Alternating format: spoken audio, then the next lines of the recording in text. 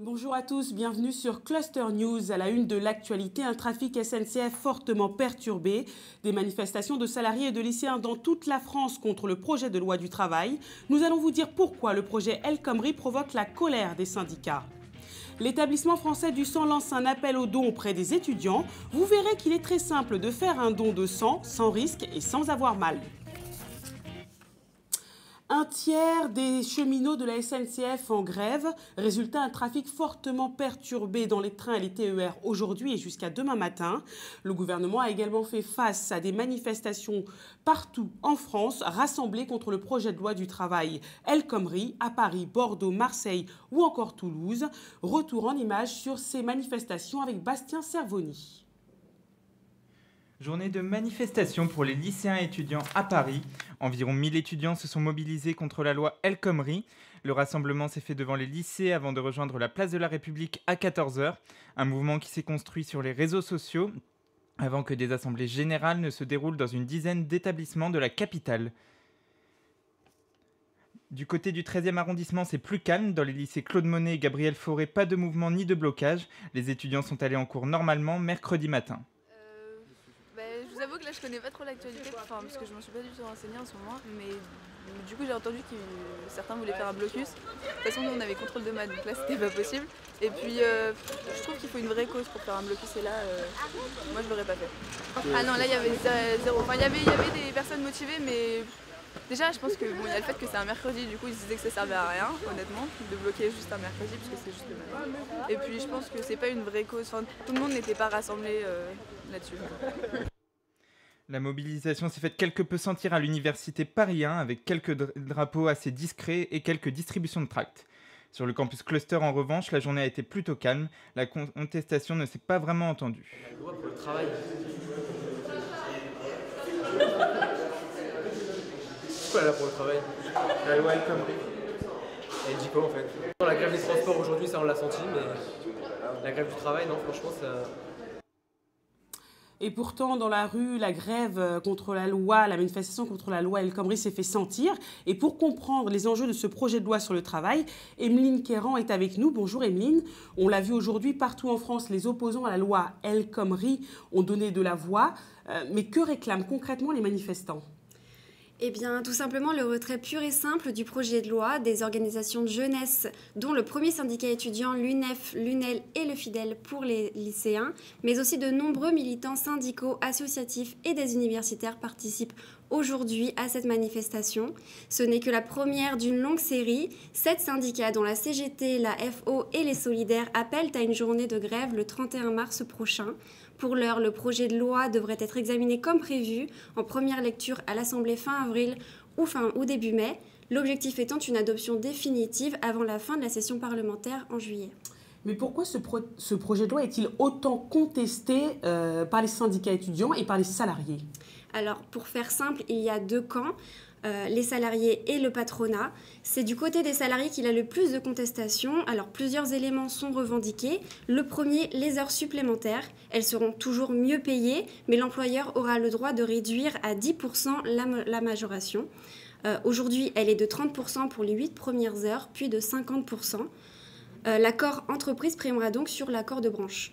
Autre changement, le licenciement économique. En gros, être en difficulté économique suffira pour licencier économiquement un employé. Avant, il fallait être en cessation d'activité ou en mutation technologique. Et autre point, les indemnités prud'homales. Avant, elles étaient fixées au cas par cas. Désormais, elles seront comptabilisées en fonction de l'ancienneté. Mais du côté du patronat, on est plutôt satisfait de ce projet de loi.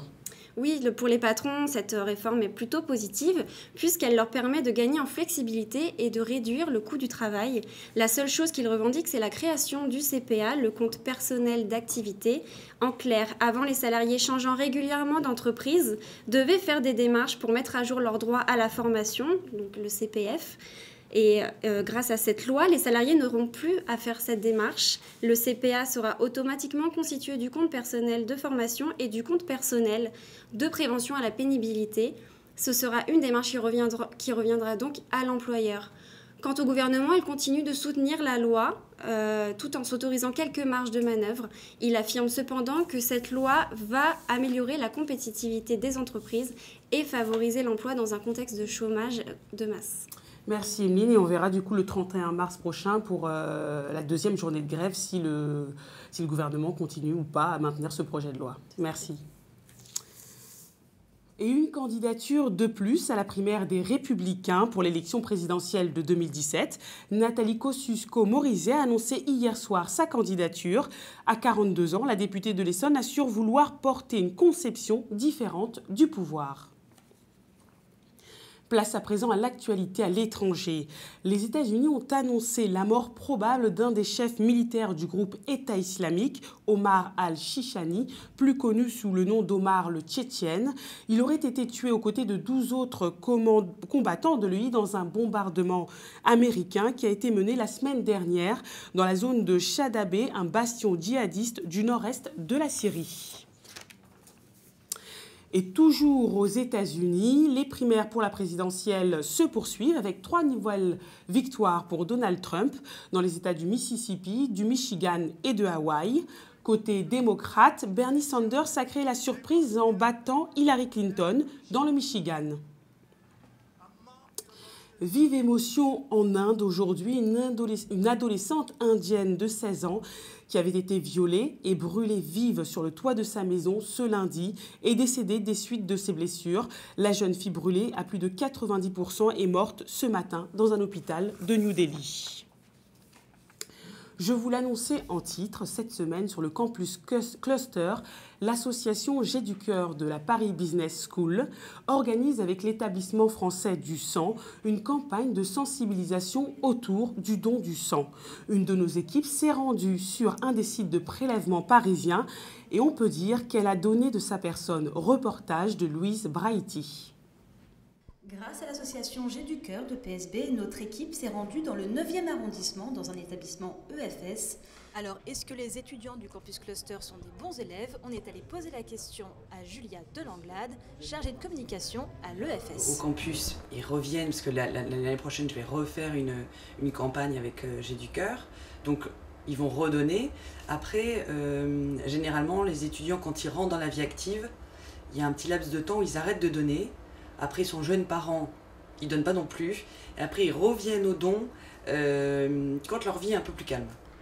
Côté procédure, tout est simple. Après avoir rempli un questionnaire qui reprend les contre-indications au don, le donneur est reçu par un médecin lors d'un entretien privé.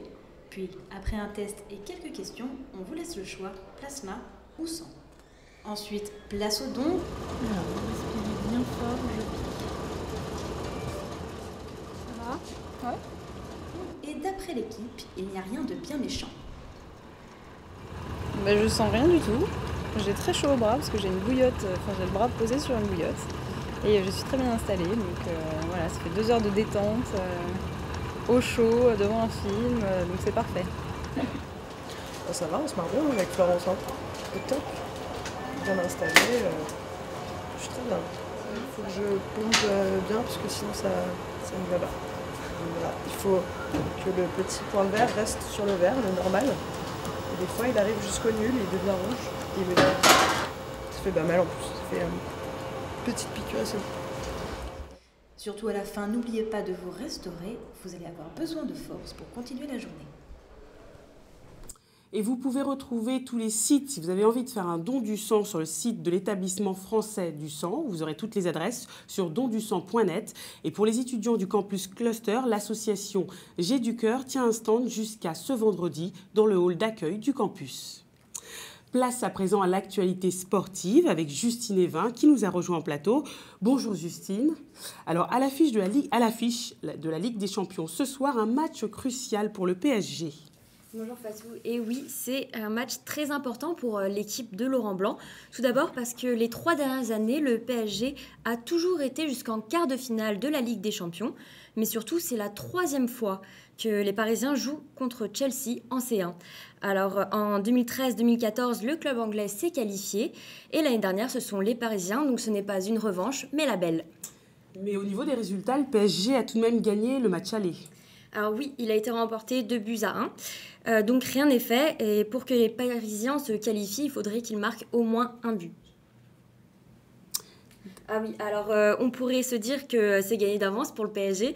Il est premier de Ligue 1 et avec une avance de 23 points, alors que les Blues de Hiddink sont 11e au classement du championnat anglais. Mais ce n'est pas si simple que ça de marquer face à Chelsea en Ligue des Champions. Bon allez Justine, pour vous, quels sont les pronostics? Forcément, j'aimerais que le PSG remporte. Donc je dirais, allez, 1-0 pour le PSG. Allez, résultat ce soir. Et vous n'êtes pas la seule justement à le penser, vous allez le voir.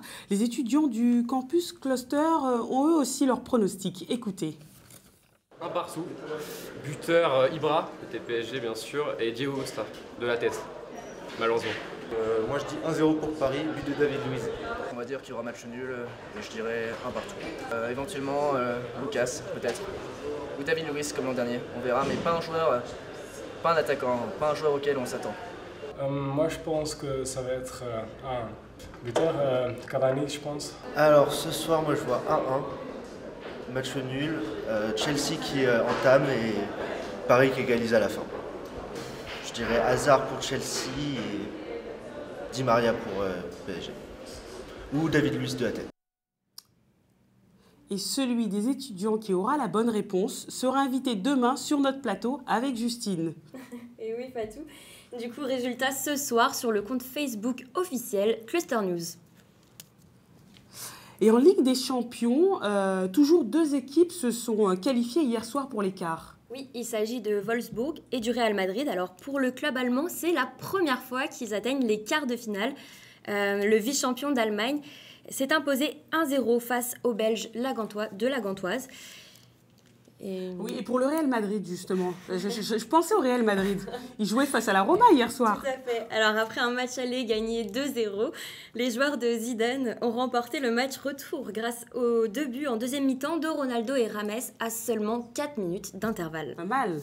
Et foot toujours, et du nouveau dans l'affaire Blatter-Platini, la Fédération française de football a été perquisitionnée hier matin.